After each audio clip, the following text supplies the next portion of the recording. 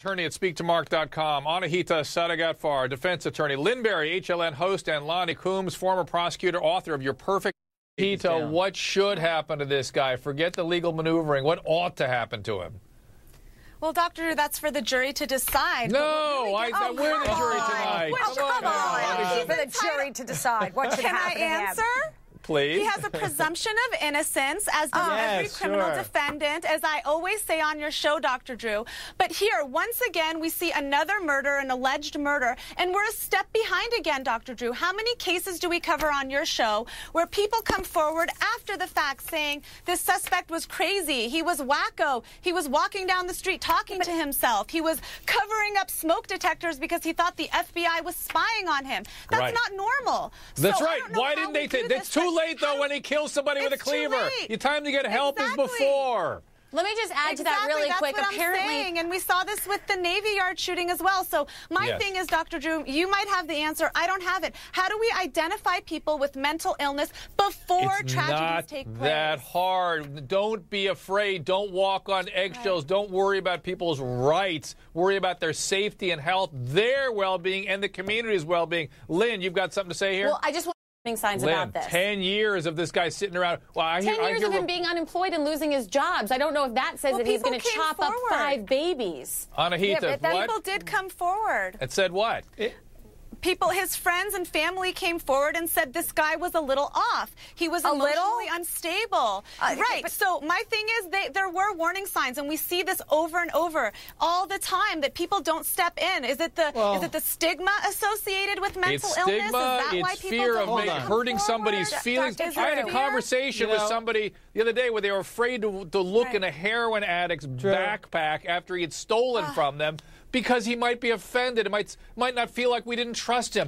This is shockingly, this man may have had a little struggle with the police when he was covered with blood, with his family slaughtered about him.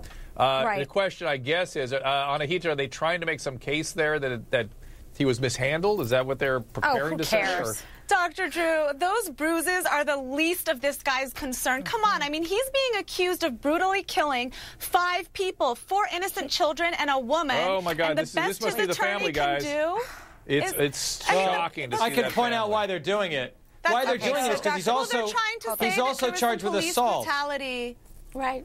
He's also charged with assaulting police, and the defense lawyers don't have to just pick their battle on the most serious cases. They've got rules. Anahita. I agree with Mark 100%. You know, I'm a little bit conflicted. As a woman, obviously, I'm appalled. I'm scared to death that a guy who raped 38 women and who said himself he can't control his impulses is going to be roaming the streets. But the lawyer in me says, okay, he did the crime. He served the time. We have to respect that. We can't just say his time is up. The law says he goes out. Well, yes, we do. If we have to accept it, we don't have to respect it. You got to go to the legislature and try to repeal these laws, change the law. You can't say this is what the law says, but let's keep him in prison. It doesn't work that way. It does not work that way, Dr. Drew. I mean, you can't change the rules midstream. But the rules were changed in 1994, and had he committed those crimes after 1994, he'd be put away. So why are you grandfathered into something? That's the key word. That's the key word. If. Look, you're there's no place for him because there's a school everywhere. That's right. There's a park everywhere. Dr. Drew, this whole entire argument is misguided. I mean, there is no dispute. Do you think anyone's going to come and say, hey, I want this rapist to be my neighbor. I want him living in my backyard. You do? Duh. No, of course not. Well, you're very liberal. But I don't think anybody does. I don't think anybody does. So that argument, it's misguided. It's a no-brainer. We know that. Let's focus on changing the laws and trying to figure out ways to make sure that people who rape 38 women do not walk free again. That's and do not get erections. He needs to What'd you say, Jenny? them, Jenny. Hey, let's make it that he can't get an erection ever again. That's you guys are going all the way to the mat with this. Okay, even I don't suggest anything such as that, but female rage knows no bounds. Okay, guys, here